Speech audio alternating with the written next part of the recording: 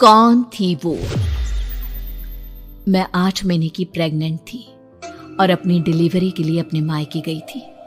माँ ने मुझे फोन पर बताया, घर के पीछे की तरफ जो खाली जमीन थी ना, वहां पर एक नया कमरा बनवा लिया है। इतने सालों के बाद जैसे ही अपने घर में कदम रखा, कुछ अलग सा लगा।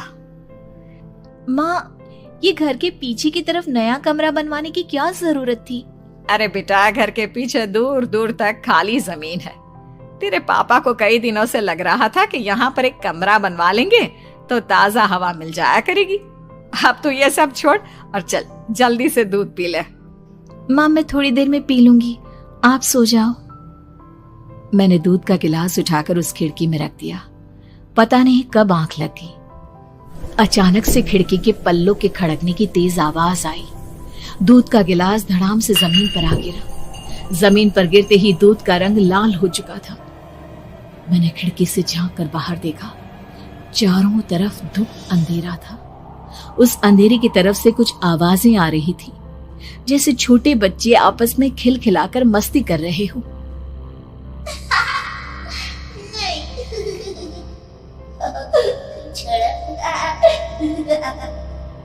इतनी रात को इतने घनघोर अंधेरे में बच्चों की आवाज कैसे आ रही है? घड़ी में वक्त देखा तो ठीक 12 बजे थे। देखकर मैं सन्न रह गई। बुरी आत्माओं और भूतों की कई कहानियां मैं सुन चुकी थी। वक्त भी कुछ ऐसा ही था। ऊपर से मैं प्रेग्नेंट। सुना था कि ऐसे वक्त में अक्सर बुरी आत्माएं औरतों का पीछा करती है, तो क्या मेरे पीछे भी? पसीने से तरबतर बड़ी मुश्किल से, जैसे कांपते हाथों से मैंने उस खिड़की को बंद किया। जल्दी से जल्दी उस कमरे से बाहर निकलकर माँ के पास जाने के बारे में सोचा, लेकिन जैसे ही दरवाजे की तरफ पलटी, लगा कोई साया हवा की स्पीड से दरवाजे के सामने से गुजर गया। मेरे गले में अटक कर रह गई।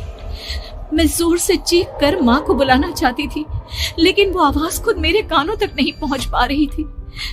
तो माँ तक कैसे पहुंचती? खिड़की के पल्ले एक बार फिर तेज हवा के झोंके से धड़ाम करके खुल गया और पूरी ताकत से मैं चीख पड़ी। जानती थी मेरी चीख की आवाज सुनकर कुछ ही सेकंड में माँ वहां पहुंच जाएगी, लेकिन ऐसा कुछ हुआ ही नहीं। मेरा कलेजा डर के मारे फटा जा रहा था। आखिर माँ ने मेरी आवाज क्यों नहीं सुनी? इतनी गहरी नींद में तो माँ कभी नहीं सोती। ठीक पीछे खुली हुई वो खिड़की।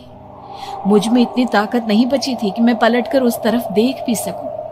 हवा का एक सनसनाता हुआ झोंका उसी वक्त मेरे कानों से आकर टकराया। लगा जैसे किसी ने दबी हुई आवाज में धीरे से मुझसे कहा, चली जाओ यहाँ से। मैंने दोनों हाथ अपने कानों पर रख लिए और एक बार फिर ताकत लगाकर जोर से चीखने की कोशिश की।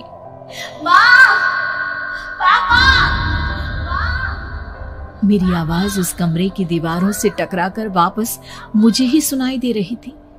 जितनी ताकत के साथ मैंने चीखने की कोशिश की थी, कुछ ही देर बाद उससे कहीं ज्यादा तेज और दर्दनाक चीख मुझे सुनाई देने लगी। ये आवाज ठीक मेरे पीछे खिड़की से आ रही थी। वो आवाज मेरे कानों में पिघलते हुए लोहे की तरह गिर रही थी। उन आवाजों में हैवानियत थी।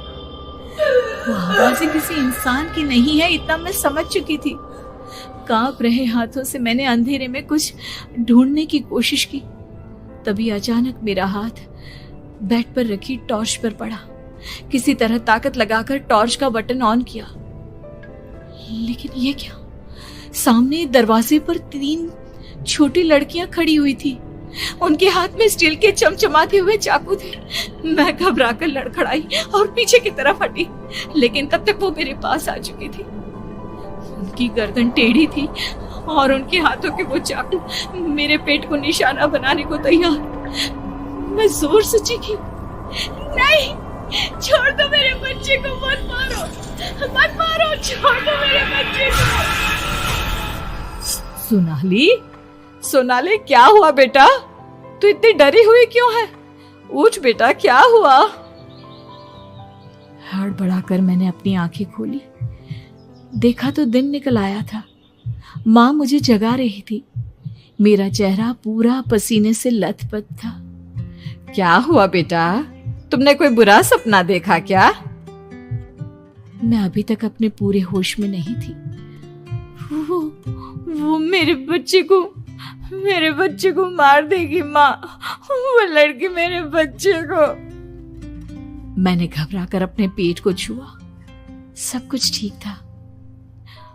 और वो दूध जो रात को यहाँ पर गिर गया था, उसका रंग लाल हो गया था। माँ ने हंसते हुए दूध का गिलास मुझे दिखाया। तुमने दूध पिया ही नहीं, पूरा का पूरा ऐसे ही रखा हुआ है। तुमसे कहा था ना सोनाली, सेहत के लिए लापरवाही ठीक नहीं बेटा। लेकिन मैंने तो सब कुछ अपनी खुली आंखों से देखा था। ये सपना कैसे हो सकता है?